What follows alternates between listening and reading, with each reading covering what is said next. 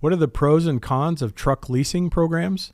On this episode of Driven Too Far, we're talking about some of the traps that lead to bad outcomes. Hello, I'm Andrew Winkler with Chief Carriers, and this is Driven Too Far, the truth about trucking, a podcast that helps over-the-road truck drivers balance career and family. Hey, on this episode, we're talking about the pros and cons of truck leasing. I get asked this question all the time. Is it a good deal? Is it not a good deal? If you jump online and see any of the social sites out there, you're going to get all kinds of opinions.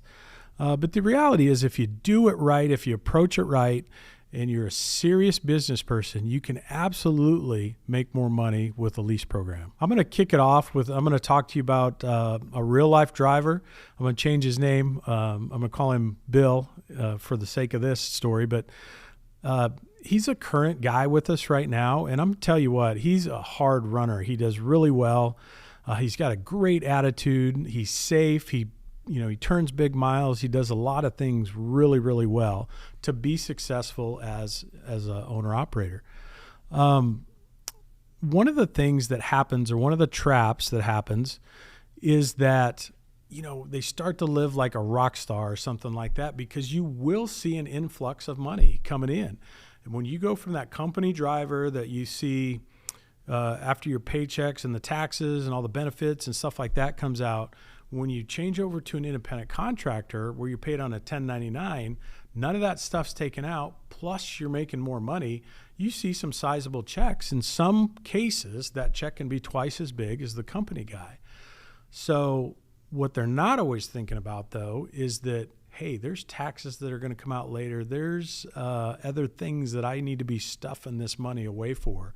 And that's really the trap. One of the things we do in our company is we have an educational process where we talk a lot about some of these issues and traps that they need to watch out for. And it doesn't always seem to matter how much you talk about it. It still kind of sucks some of these guys in. But the money starts coming in, the checks start getting bigger, and you know what? It's just sitting there in the bank. Maybe I'm going to go buy a new toy. Maybe we're going to take a vacation. And that's one of the things that I think kind of sucked Bill in, was he was trying to do all the things that he was doing as a company driver. When you think of that, company drivers have a paid vacation. Take a week, 2 weeks off a year, go do something fun with the spouse, with the family, whatever that looks like. Not that you can't do that as an owner-operator, but you have to plan for it, and you have to really put away that money. Because what he's not probably thinking about is, while he's off camping or playing or whatever he's doing, that truck payment's still due, the insurance payment's still due. All those things are still happening in the business that you can't get away from just because you're taking personal time off. One of the things that the drivers struggle with is putting that money away, putting enough away. And it doesn't seem to matter how much I coach or help or suggest things. I can't always tell them what exactly to do. It's their small business. They're running their own business now. They're not a company employee. So to get them to understand and grasp that can be difficult. And that's really what I've seen in this case with Bill, because while he's doing a lot of things right, he's running good miles. Like I said, he's safe and all that. He's trying to still take time off as if he was a company driver. And what he's forgetting is there's no pay for the company. When you're a company person and you're taking a week or 2 weeks off at a time, you've earned that paid vacation and you still have income coming in. But when you become an independent contractor, there's no income coming in, and those expenses are still going. So the truck payment, the insurance payment, those kinds of things are still happening in the scenes. And if you haven't stuffed enough money away, that's eventually going to catch up to you. Bill's income's pretty good, but one of the things I see creeping up on him, and I think is probably going to cause him some trouble down the road, is the maintenance. So he leased a new truck or newer truck from us. It's technically under warranty. But that doesn't mean you're getting away from all maintenance. Just because you feel safe and secure because the truck has a manufacturer's warranty, it doesn't pay for much of anything, to be honest with you. It covers, catastrophic engine failure, transmission, rear ends, those kind of things.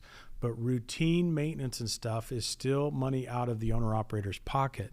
And I think that's creeping up on him. So instead of stashing money away because he's running big miles and he's going to need new tires soon, he gets to that point, he's taking vacation, he doesn't have the income coming in, and then the tires need to be swapped out. He's essentially borrowing money against his maintenance escrow account to fund those new tires, and he just keeps digging the hole a little bit deeper and deeper each time. So if I could tell him something, suggest something, is that you got to cut out some of this time off, too much time off. A little bit is great, of course, and you should be able to take time off, but he's living like a rock star, and he's going to this concert and that concert and this time off, that time off, doing whatever, and he's not really calculating. He's not looking at the numbers on his business. So pros and cons of lease programs. Can you make more money? What's the money situation? Would you want to do it? Yeah, you can absolutely make more money. What I usually tell drivers is when you go from a company driver to a lease operator or lease purchase program, you can expect to make 10 to 30% more net income at the end of the year if you do things right. That means putting money away, like we say, maybe having a savings account, make sure you have a maintenance savings account, stuff like that. Where we see it go the opposite way for drivers is when they mismanage the money. They're simply not disciplined with the dollars. They see all the bigger paycheck getting dumped into the bank account on Friday, and they're just spending it as fast as it's coming in, and they're not putting money away for the business.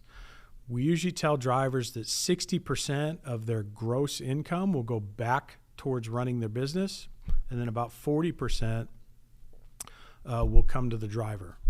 When we run those numbers and I watch them on a week-to-week basis, I can tell you exactly who's doing well and who's not doing so well with that 60-40 ratio. So if they're not running enough miles, then the cost of the business is eating them up, and they're only taking a smaller percentage home, maybe like 20%. But when you're only taking 20% home, that means you're probably making less money than you were as a company guy, and you're just better off staying a company driver. One of the other pros, obviously, is the independence, right? The freedom.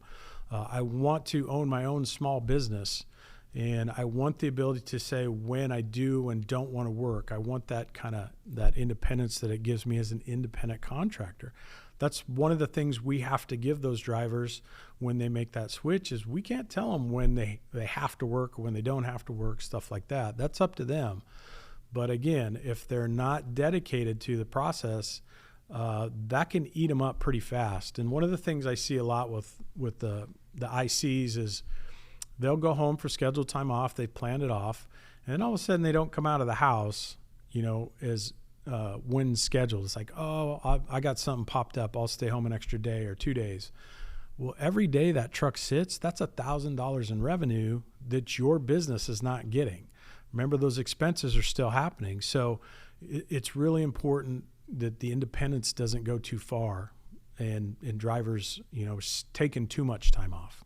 I've seen, I shouldn't say a lot, but I've seen a handful of drivers that they don't manage the home time well when they're taking too much time, and it leads to some bad outcomes. And like I said, they're probably making less money as an independent as if they should have stayed a company driver. Another big draw, I think, a pro for drivers that want to take this path on is it's a path to small business ownership, and quite honestly, it's probably one of the easiest paths to own your own business. If you are working with a company that has a lease program and they finance the lease in-house and they set you up, and some of them are even zero down, man, there's almost no or low risk there for you as the driver to get into that. Now, can you be successful at it? 100%. Hopefully that's what you're going for. Low entry, low risk to get into owning your own business and then take off for great things. But on the flip side of that, when the driver doesn't understand the responsibility, one of the things I've seen over the years is the tax side of it can get you in trouble pretty fast. So remember, you're an independent contractor. Nobody's taking taxes out of your paycheck. That's your responsibility to pay your quarterly taxes and your income tax on an annual basis. And again, if you haven't put money away for those things, it's going to eat you up pretty fast because you're going to owe these things. And guess what? The IRS is not forgiving about that. They're going to be coming for their money regardless if you have it or not. So they're going to be chasing you down. So what are again, just to recap the pros and stuff, it's definitely more money available to you, the opportunity to earn more money.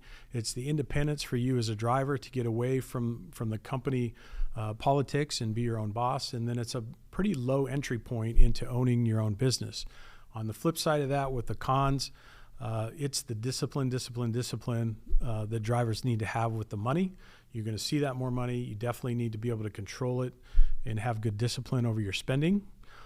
There's the downtime thing to consider too. When you're an independent contractor and maybe the truck goes down or maybe you have a health issue or something like that, there's no income coming in. So those are some of the cons that go with it.